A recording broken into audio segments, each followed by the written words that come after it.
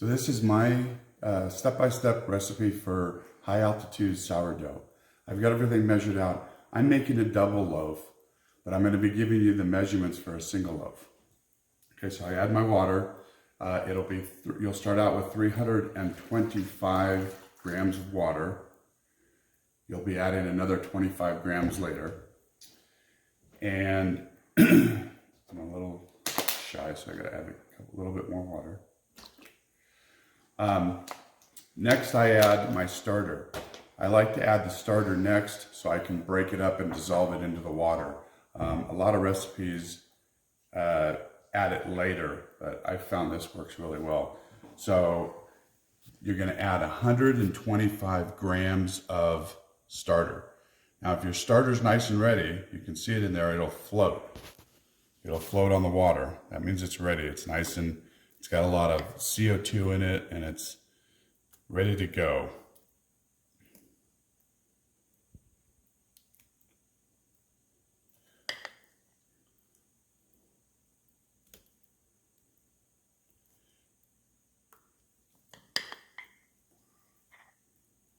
Now I mixed this about 8.5 hours ago. I fed it, and so it's nice and airy and fluffy and ready to go.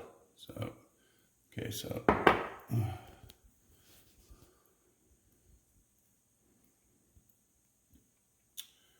okay. Set that aside. So now I'm gonna just break all this up in there and get it nice and dissolved in the water. You want to make sure that there aren't any lumps. There shouldn't be, but if the starter didn't get mixed well, sometimes you'll have some lumps in there.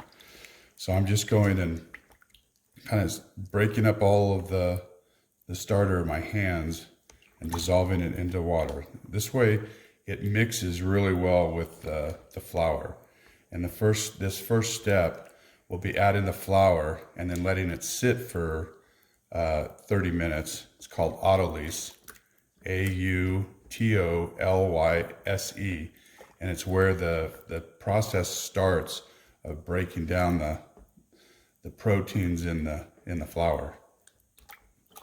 I'm using two different kinds of flour. I'm using organic, unbleached flour that I get from Costco, and I'm using bread flour. The mix seems to be nice for the bread. They're both relatively low protein. They're both 10% protein. Okay, so I've got that nice and broken down, nice and dissolved in the water.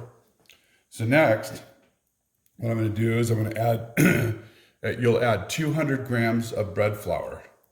So you're doing a 70% hydration. So it's 70% water to the flour. So you'll be doing 350 grams of water to 500 grams of flour.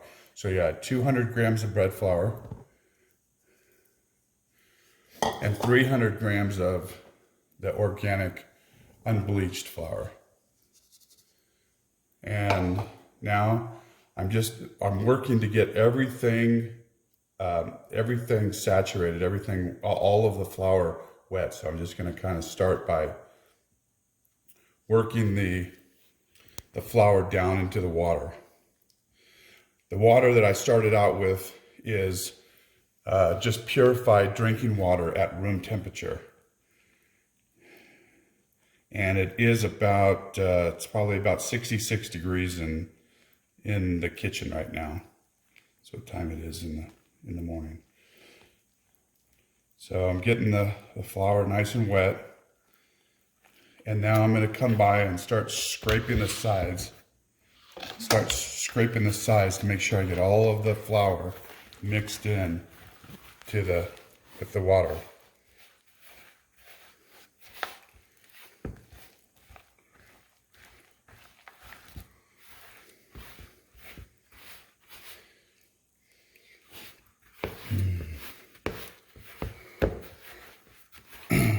This is the stickiest part. The dough gets a lot easier to work with after step 2.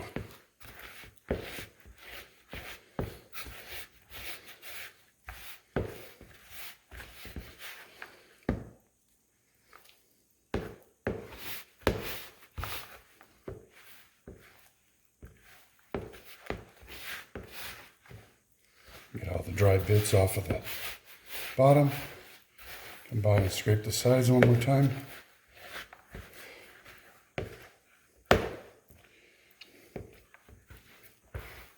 It should look something like that. And now I'll take my spoon. Oh, it's in there. Let me grab my spatula. Get all this off of my hands. So, like I said, we'll just let this sit for 30 minutes. Don't come back for step 2 and go from there. Okay, so we're on to step 2 now. Our dough's been sitting for 30 minutes, so we're going to put it back on the scale. Zero it out, and again, fine sea salt, no iodine. Iodine will actually hurt the bacteria. Okay, so for a single loaf, it's 12 grams. So I'm going to be adding 24 grams for my double loaf, but 12 grams for a single loaf. The other thing to remember is that this is a relatively low hydration bread mix, because we're doing 350 grams of water to 500 grams of flour, so it's 70%. Okay, so I've added my salt, and now I'm going to add the rest of the water. In the case of a single loaf, we put in 325 grams of water the first time, so we're going to add another 25 grams. And I'm going to add 50 grams of water. I try to get it over the salt, because one of the things we're going to do is make sure we get all of the salt mixed into the dough as we're in our next kneading.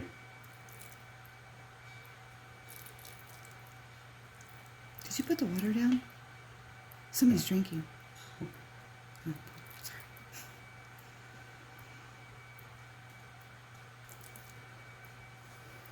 Okay, so now I've got my water in.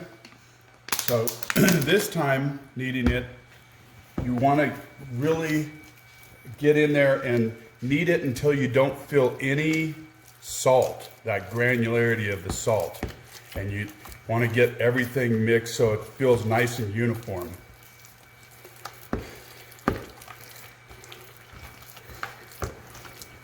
And still make sure you scrape it off of the sides of the bowl. And I really start to feel more like dough now. You notice it's not sticking to my fingers like it was. I get the bottom, I'll have to flip it over and make sure that I don't have any clumps or dry areas on the bottom.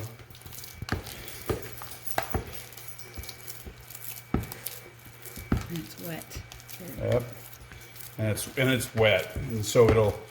You'll notice as the next step that we do when we start doing our folding, you'll feel the strength build up in the dough, and it will dry out.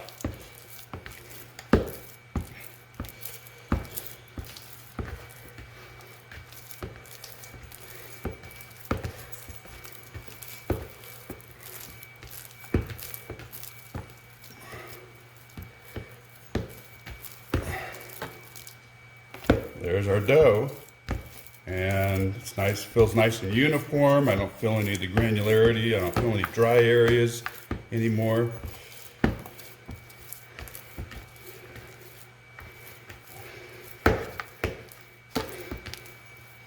Okay, so now it's ready to sit for another 30 minutes, and then we'll start our folds. Okay.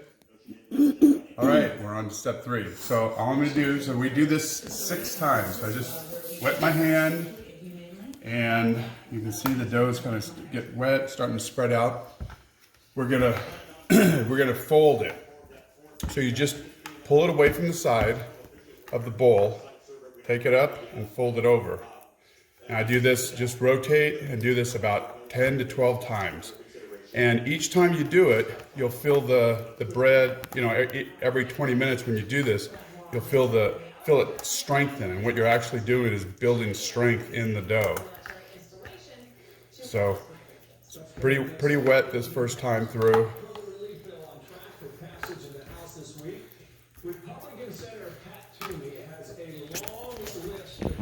But each time you do it, it'll get stronger and stiffer, and that's what you want to do. You're building up. The gluten is strengthening. The gluten strands are strengthening.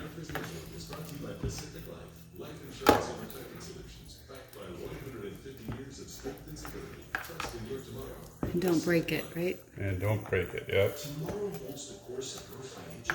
Okay, so it's good. Sometimes you can actually pick it up and kind of fold it over in half, and there it goes. Now you just cover it up again and set the timer for 20 minutes. We're gonna do that 6 times.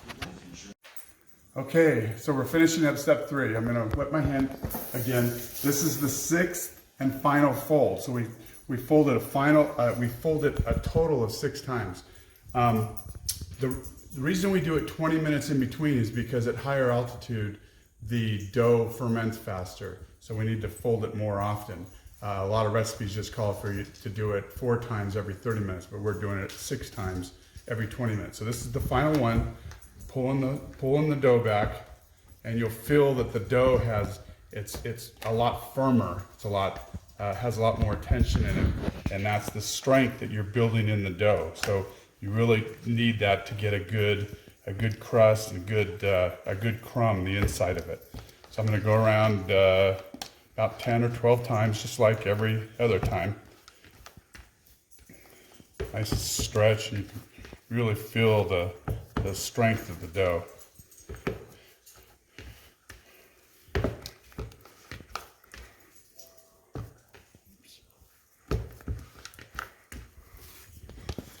Smells really good. You can really smell it.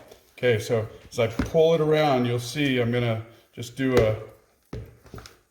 I'm gonna pull it up, kind of fold it over,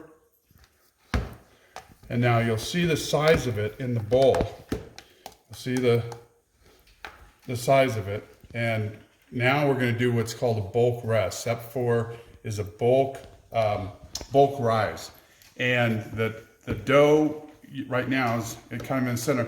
It'll rise approximately to double the volume in 2 hours. So I'm just going to cover it up again.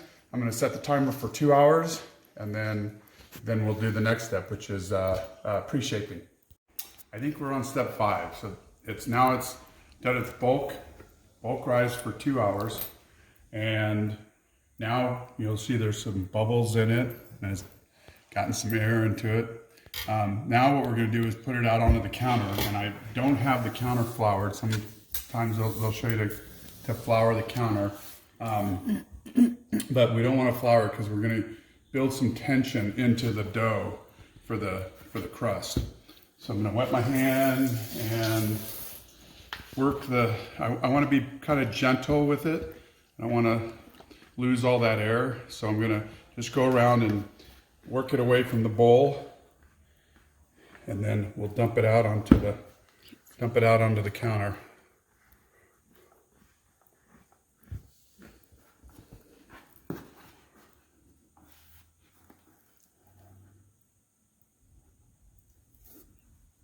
Okay, there it is.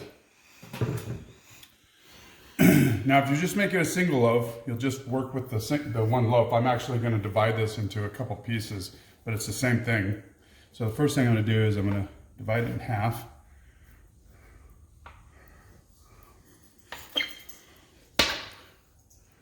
And then I'm going to divide this one in half again. I'm going to make 2 smaller loaves. But the size of the loaves just depend on what you want. And then I'm going to take a little bit of each of these, put them back into here. Okay, so this is this stage is called pre-shaping.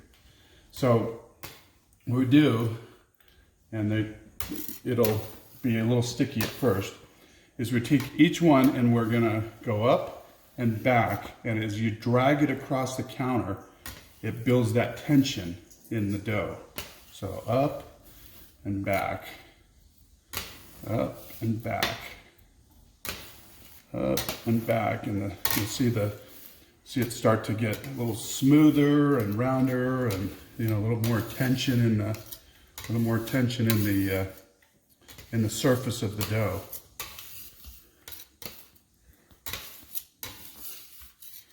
Okay, so there's one. I'll do this one.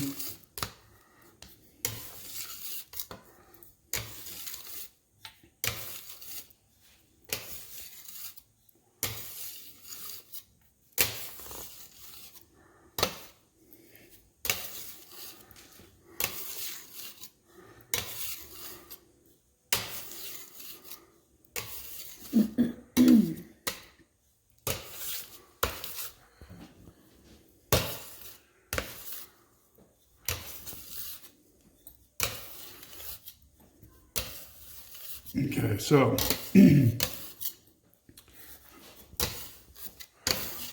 get these all shaped up.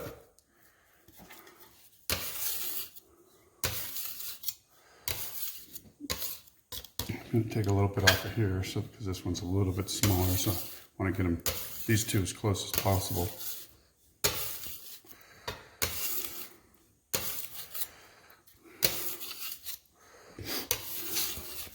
You'll see little air bubbles. If you get in closer, you'll see some little air bubbles in the dough, and that's all that good air that's in the crumb in the inside of the. Okay, so now what I'm going to do is this is the pre-shaping stage, and you don't want these will spread out a little bit, so you don't want to get them too close if you're making multiple loaves. But what I'm going to do is I'm going to do a little technique that adds a little bit more air into it. So I'm going to take and go top to bottom, side and side, and then the opposite corners. And just tap it down, corner, corner, and then when you do this and you kind of want to pinch the seams, like so. And again, this is just to add a little more tension, a little bit more air to the dough.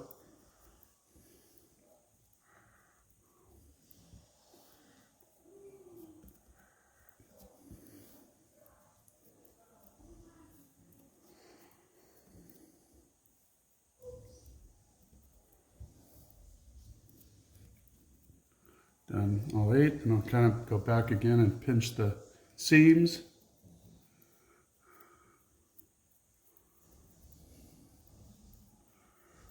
Okay, one more. Do this guy real quick.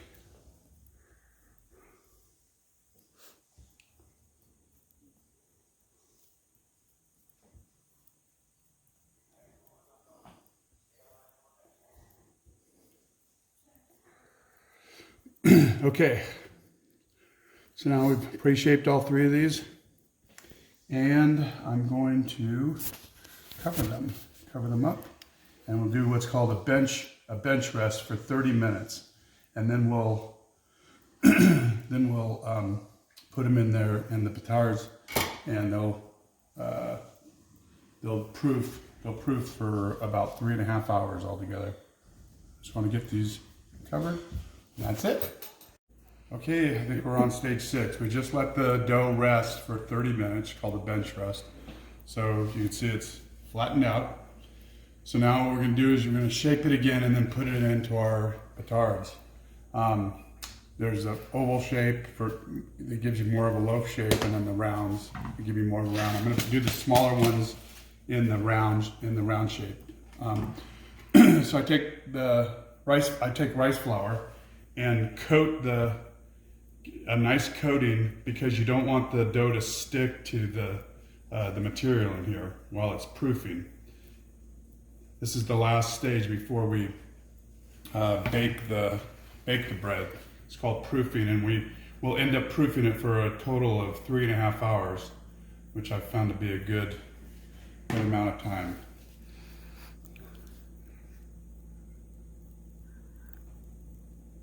So I'm going to put this big one in here. I'll do these small ones first.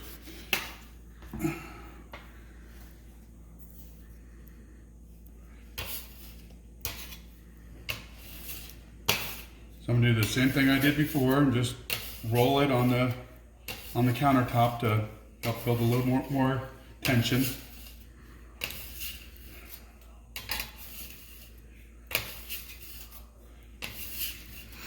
But this time, I'm gonna do the same thing where I pull the sides together, but I'm gonna do it after I put it in the baton.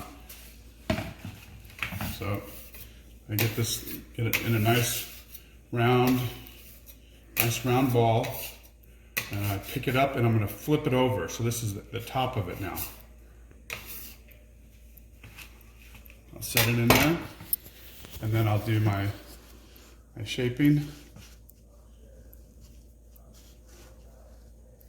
One more time.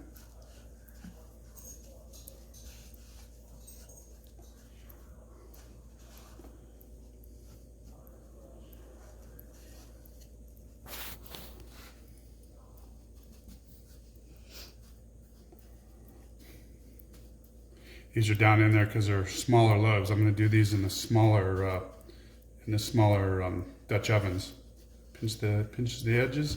Okay, so there's one. I'll do the next one.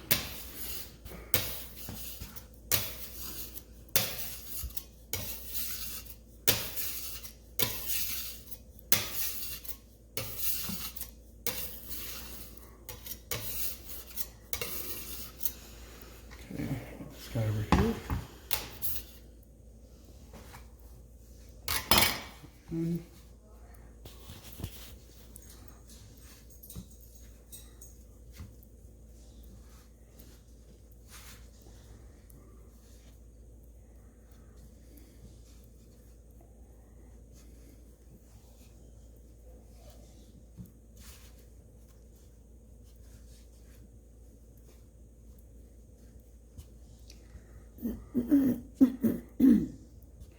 Now this is how we do the round. This is how we shape the rounds. When we're doing an oblong or a loaf, we do it a little bit differently. So I do is first I'm gonna do the bench scraping to get it tightened up, but then I'm gonna actually roll it. I'm gonna do what's called I can't remember what it's called now, but it's I'm gonna actually pick the dough up, and first what I'm gonna do is I'm gonna let it stretch out, and I'm gonna fold one end of the dough, and it is a little sticky, so I'm gonna fold one end of the dough, and then I'm gonna fold the other end of the dough underneath. So I've gone this side under, and I'm gonna scoop it up.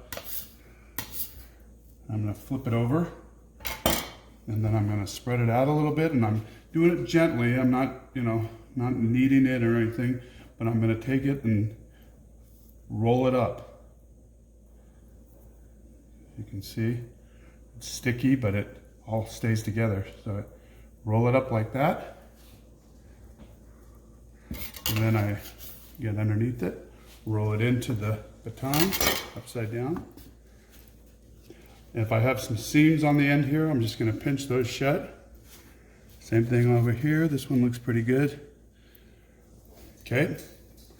And try to get it in there as centered as possible. All right. So now that these are all have been pre-shaped, we're gonna, as I mentioned, they're gonna end up being proofing in these for 3.5 hours, but what I'm gonna do is I'm gonna set the timer for 2 hours and 50 minutes. At that point, I'm going to have the Dutch ovens in the oven and start preheating it. So then I'll preheat them for 40 minutes so that the Dutch ovens are nice and hot. And then we'll pull these out and get them prepared to put in the oven. Okay, here we are in the last step. We're ready to cook. So I preheated the oven to 475 degrees with the Dutch ovens inside of it. I did that for 40 minutes to make sure that the Dutch ovens were nice and heated up. So this has been sitting here for a total time of 3 hours and 30 minutes. These have been proofing in these bowls. So what I've done here, I've got some parchment paper.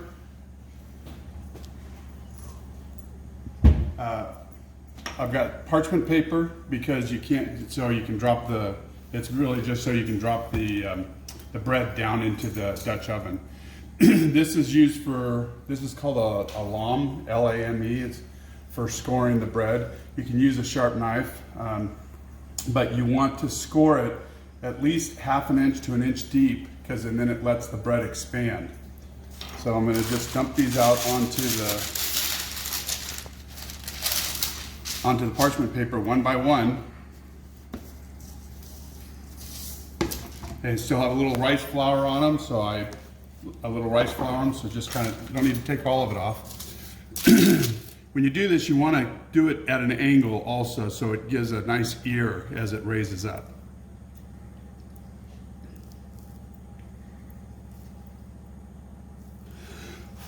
I'm not going to do any designs on this. I'm just going to get a nice cut in there. Okay, so then open this up. You can see this at all my Dutch ovens in here. Start in the back one. I'm sorry, I can't see. And drop the bread in there. Hang on, let me call it. Okay, so you can see the bread in there. I'm going to spritz it. Good, just a nice spray, 5 or 6 times. Just water. Just water. Yeah, that'll keep that steam in there, and it helps the bread rise. Actually what it does is it keeps the crust from forming too early. Here's my second one.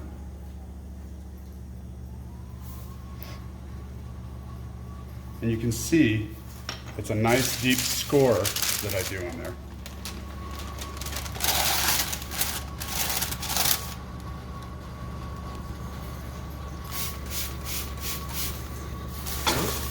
Got that one, and now The big one. The big one.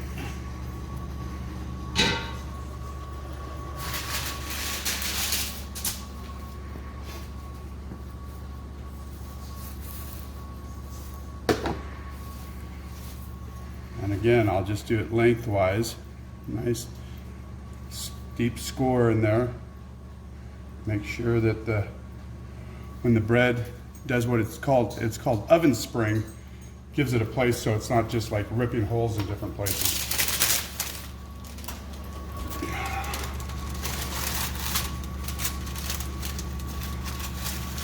Okay.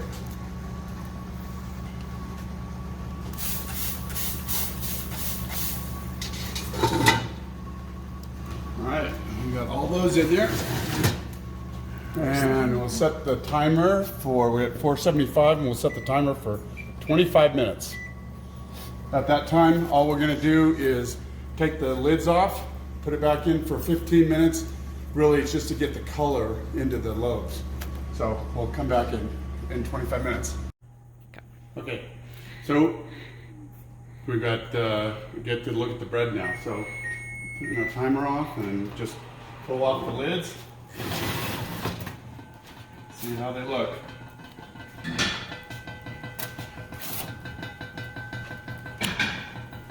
They look pretty good. You can see all that, how much they've spread out there.